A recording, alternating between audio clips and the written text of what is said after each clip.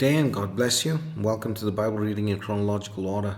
Just such a privilege once again to be sharing this with you and to be sharing in the reading of God's Word together. And I pray that He would lead us and guide us to understand Him through His Word better. Today we're still busy in the first book of Samuel, and we're going to be going through chapters 21, 22, 23, and 24. So let's get straight into it. In chapter 21, we see that David comes to Nob and there asks the priest to give him food to eat. And because they had no other food, the priest gives David the hallowed bread. Now, this was not allowed.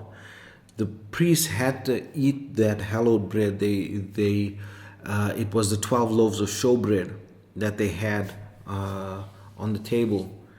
And so this needed to be eaten by the priest. It wasn't supposed to be eaten by anyone else.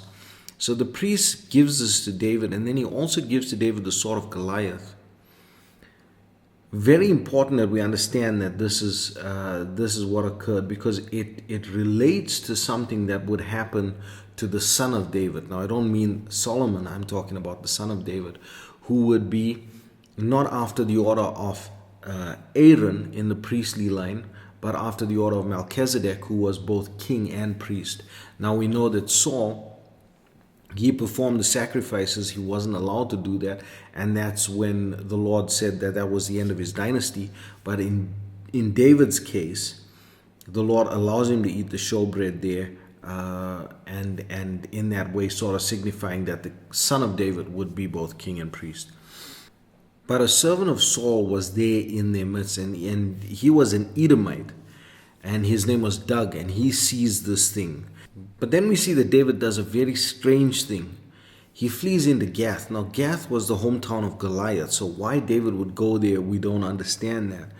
But he goes there, and when the king of Gath was told who David was, he brings David to himself. But David now, in an attempt to escape, he pretends to be mad, and then the king allows him to leave.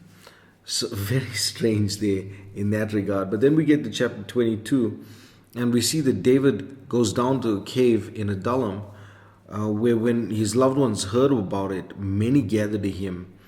And the people that gathered to him were of the rejected bunch, those people, the unwanteds, if I could say. And these were about 400 men. And David became captain of them all. So we see that Saul is in hot pursuit after David, and he even accuses his men of conspiring against him. But Doug, the Edomite that saw what was going on, he told Saul what happened there, that the priest gave David food and the sword of Goliath. So Saul tells his men to kill the priest, but when they don't do it, he tells Doug to do this. And Doug slays about 85 people that day. Only one man named Abiathar, he escapes and goes to David, and David promises him protection. Now, very important that we must understand this. Doug the Edomite, he wants to foil David's plans. He wants to get rid of David. This is not the last time that an Edomite was used in trying to eliminate the king from the tribe of Judah. When we look at it in the life of Jesus, we see that Herod was an Edomite, and he tried to kill Jesus before Jesus would take the throne as such. He saw it in a political sense. He didn't know that the Lord was coming to redeem man in a spiritual sense, but he knew that Jesus was born King of the Jews, and he tried to wipe him out. And we see here that Doug the Edomite is in plots to kill David before his coronation. Then we get to chapter 23, and in chapter 23 we see that the Lord speaks to David, and he, at the word of the Lord, goes down and destroys the Philistines in Keilah. And Saul, thinking that David is trapped because Keilah was a walled city, he sends his men down. But David inquires of the Lord, and the Lord shows him that he needs to leave the city with his 600 men. So then he goes out into the wood, and Jonathan meets him there and strengthens his hand. And Saul continues his pursuit of David until he receives word that the Philistines have invaded the land. So Saul leaves and goes back to his home. Then we get to chapter 24, and chapter 24 is absolutely critical because Saul goes into a cave after the battle of the Philistines. Saul returns pursuing David again, and he goes into the cave, and there David sees him. It's open opportunity for David to kill him, but David, instead of killing Saul, he cuts the hem or the border of his garment. And then he feels terrible about doing this. And he even says there he didn't want to do this. This was something that burdened his heart so much so that David gives himself up to Saul in this regard. Now, what was so important about the hem or the border of the garment? We in the Western world don't really understand this. But in the Israelite culture, the border of your garment is where you show your rank. The priest had a certain hem, the king had a certain hem, the people had to wear the blue hem to remind them of the Lord's goodness. The hem was where the men of Israel displayed their rank. But David, by cutting the hem of Saul's garment, it signified the cutting off of Saul's office.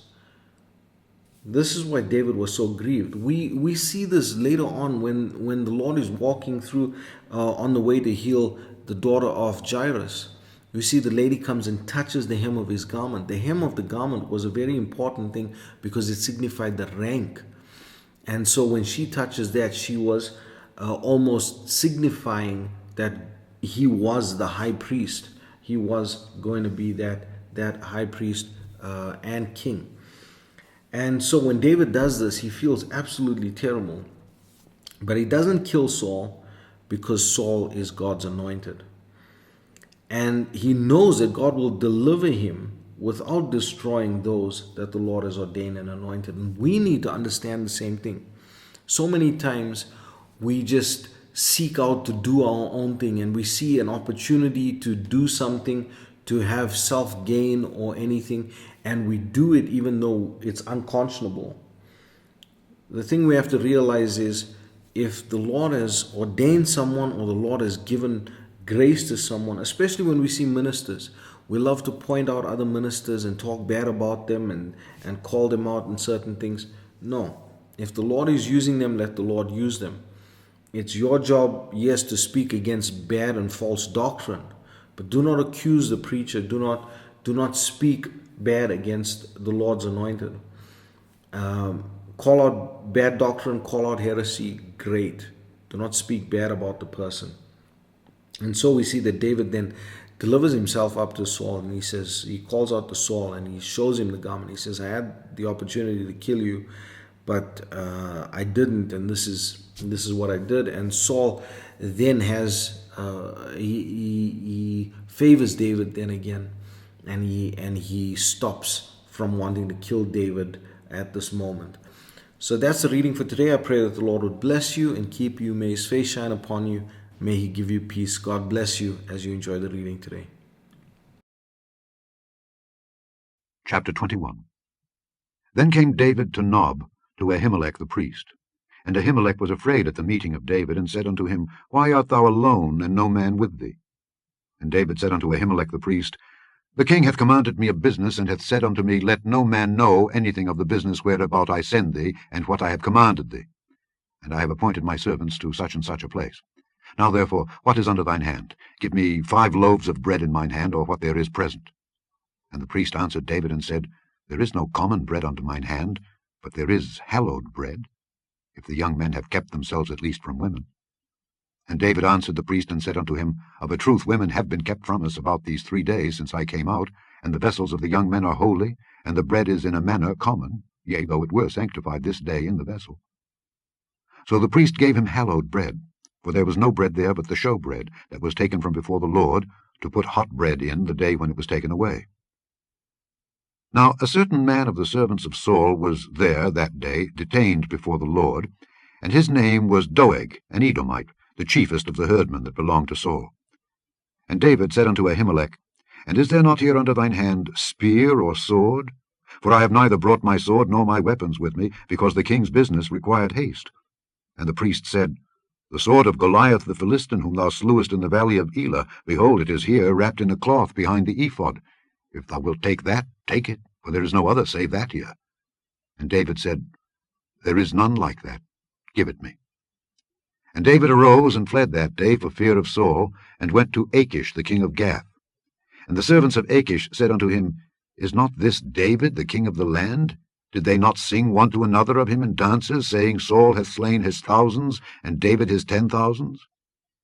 And David laid up these words in his heart, and was sore afraid of Achish the king of Gath. And he changed his behavior before them, and feigned himself mad in their hands, and scrabbled on the doors of the gate, and let his spittle fall down upon his beard. Then said Achish unto his servants, Lo, ye see the man is mad. Wherefore then have ye brought him to me? Have I need of madmen, that ye have brought this fellow to play the madman in my presence? Shall this fellow come into my house? Chapter 22. David therefore departed thence, and escaped to the cave Adullam.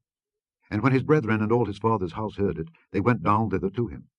And every one that was in distress, and every one that was in debt, and every one that was discontented, gathered themselves unto him, and he became a captain over them, and there were with him about 400 men. And David went thence to Mizpeh of Moab, and he said unto the king of Moab, Let my father and my mother, I pray thee, come forth and be with you, till I know what God will do for me. And he brought them before the king of Moab, and they dwelt with him all the while that David was in the hold. And the prophet Gad said unto David, Abide not in the hold, depart, and get thee into the land of Judah. Then David departed, and came into the forest of Hereth.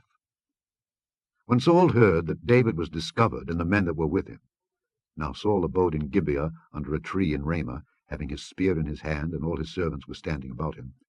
Then Saul said unto his servants that stood about him, Hear now, ye Benjamites, will the son of Jesse give every one of you fields and vineyards, and make you all captains of thousands and captains of hundreds, that all of you have conspired against me? And there is none that showeth me that my son hath made a league with the son of Jesse? And there is none of you that is sorry for me, or showeth unto me that my son hath stirred up my servant against me, to lie in wait, as at this day? Then answered Doeg the Edomite, which was set over the servants of Saul, and said, I saw the son of Jesse coming to Nob, to Ahimelech the son of Ahitub. And he inquired of the Lord for him, and gave him victuals, and gave him the sword of Goliath the Philistine. Then the king sent to call Ahimelech the priest, the son of Ahitub, and all his father's house, the priests that were in Nob. And they came all of them to the king. And Saul said, Hear now, thou son of Ahitub. And he answered, Here I am, my lord. And Saul said unto him, Why have ye conspired against me, thou and the son of Jesse, in that thou hast given him bread and a sword, and hast inquired of God for him, that he should rise against me to lie in wait, as at this day? Then Ahimelech answered the king, and said, And who is so faithful among all thy servants as David, which is the king's son-in-law, and goeth at thy bidding, and is honourable in thine house? Did I then begin to inquire of God for him? Be it far from me. Let not the king impute anything unto his servant, nor to all the house of my father. For thy servant knew nothing of all this, less or more. And the king said, Thou shalt surely die, Ahimelech, thou and all thy father's house. And the king said unto the footmen that stood about him, Turn and slay the priests of the Lord, because their hand also is with David, and because they knew when he fled, and did not show it to me. But the servants of the king would not put forth their hand to fall upon the priests of the Lord. And the king said to Doeg, Turn thou and fall upon the priests. And Doeg the Edomite turned, and he fell upon the priests, and slew on that day 75 persons that did wear a linen ephod. And Nob, the city of the priests, smote he with the edge of the sword, both men and women, children and sucklings, and oxen, and asses, and sheep, with the edge of the sword. And one of the sons of Ahimelech, the son of Ahitub, named Abiathar, escaped, and fled after David. And Abiathar showed David that Saul had slain the Lord's priests. And David said unto Abiathar, I knew it that day, when Doeg the Edomite was there, that he would surely tell Saul. I have occasioned the death of all the persons of thy father's house. Abide thou with me, fear not, for he that seeketh my life seeketh thy life. But with me thou shalt be in safeguard. Chapter 23. Then they told David, saying, Behold, the Philistines fight against Keilah, and they rob the threshing floors. Therefore David inquired of the Lord, saying, Shall I go and smite these Philistines? And the Lord said unto David, Go and smite the Philistines, and save Keilah. And David's men said unto him, Behold, we be afraid here in Judah. How much more then if we come to Keilah against the armies of the Philistines? Then David inquired of the Lord yet again, and the Lord answered him and said, Arise, go down to Keilah, for I will deliver the Philistines into thine hand. So David and his men went to Keilah, and fought with the Philistines, and brought away their cattle, and smote them with a great slaughter. So David saved the inhabitants of Keilah. And it came to pass, when Abiathar the son of Ahimelech fled to David to Keilah, that he came down with an ephod in his hand. And it was told Saul that David was come to Keilah, and Saul said, God hath delivered him into mine hand, for he is shut in by entering into a town that hath gates and bars. And Saul called all the people together to war, to go down to Keilah, to besiege David and his men. And David knew that Saul secretly practiced mischief against him. And he said to Abiathar the priest, Bring hither the ephod. Then said David, O Lord God of Israel, thy servant hath certainly heard that Saul seeketh to come to Keilah, to destroy the city, for my sake. Will the men of Keilah deliver me up into his hand? Will Saul come down, as thy servant hath heard? O Lord God of Israel, I beseech thee, tell thy servant. And the Lord said, He will come down. Then said David, Will the men of Keilah deliver me and my men into the hand of Saul? And the Lord said, They will deliver thee up. Then David and his men, which were about 600, arose and departed out of Keilah, and went whithersoever they could go. And it was told Saul that David was escaped from Keilah, and he forbare to go forth. And David abode in the wilderness in strongholds, and remained in a mountain in the wilderness of Ziph. And Saul sought him every day, but God delivered him not into his hand. And David saw that Saul was come out to seek his life, and David was in the wilderness of Ziph in a wood. And Jonathan, Saul's son, arose and went to David into the wood, and strengthened his hand in God. And he said unto him, Fear not, for the hand of Saul my father shall not find thee, and thou shalt be king over Israel, and I shall be next unto thee. And that also Saul my father knoweth. And they two made a covenant before the Lord. And David abode in the wood, and Jonathan went to his house. Then came up the Ziphites to Saul to Gibeah, saying, Doth not David hide himself with us in strongholds in the wood in the hill of Hachilah, which is on the south of Jeshimon? Now therefore, O king, come down according to all the desire of thy soul to come down, and our part shall be to deliver him into the king's hand. And Saul said, Blessed be ye of the Lord, for ye have compassion on me. Go, I pray you, prepare yet, and know and see his place where his haunt is, and who hath seen him there. For it is told me that he dealeth very subtly. See therefore, and take knowledge of all the lurking places where he hideth himself, and come ye again to me with the certainty, and I will go with you, and it shall come to pass, if he be in the land, that I will search him out throughout all the thousands of Judah. And they arose and went to Ziph before Saul. But David and his men were in the wilderness of Maon, in the plain on the south of Jeshimon. Saul also and his men went to seek him. And they told David. Wherefore he came down into a rock, and abode in the wilderness of Maon. And when Saul heard that, he pursued after David in the wilderness of Maon. And Saul went on this side of the mountain, and David and his men on that side of the mountain. And David made haste to get away for fear of Saul, for Saul and his men compassed David and his men round about to take them. But there came a messenger unto Saul, saying, Haste thee and come, for the Philistines have invaded the land. Wherefore Saul returned from pursuing after David, and went against the Philistines. Therefore they called that place Selah Hamalekoth. And David went up from thence, and dwelt in strongholds at Engedi. Chapter 24. And it came to pass, when Saul was returned from following the Philistines, that it was told him, saying, Behold, David is in the wilderness of Engedi. Then Saul took 3,000 chosen men out of all Israel, and went to seek David and his men upon the rocks of the wild goats. And he came to the sheepcots by the way, where was a cave. And Saul went in to cover his feet. And David and his men remained in the sides of the cave.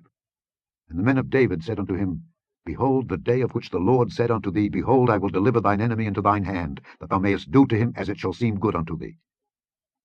Then David arose, and cut off the skirt of Saul's robe privily. And it came to pass afterward, that David's heart smote him, because he had cut off Saul's skirt. And he said unto his men, The Lord forbid that I should do this thing unto my master, the Lord's anointed, to stretch forth mine hand against him, seeing he is the anointed of the Lord. So David stayed his servants with these words, and suffered them not to rise against Saul. But Saul rose up out of the cave, and went on his way. David also arose afterward, and went out of the cave, and cried after Saul, saying, My lord the king. And when Saul looked behind him, David stooped with his face to the earth, and bowed himself. And David said to Saul, Wherefore hearest thou men's words, saying, Behold, David seeketh thy hurt? Behold, this day thine eyes have seen how that the Lord had delivered thee today into mine hand in the cave, and some bade me kill thee. But mine eyes spared thee, and I said, I will not put forth mine hand against my Lord, for he is the Lord's anointed.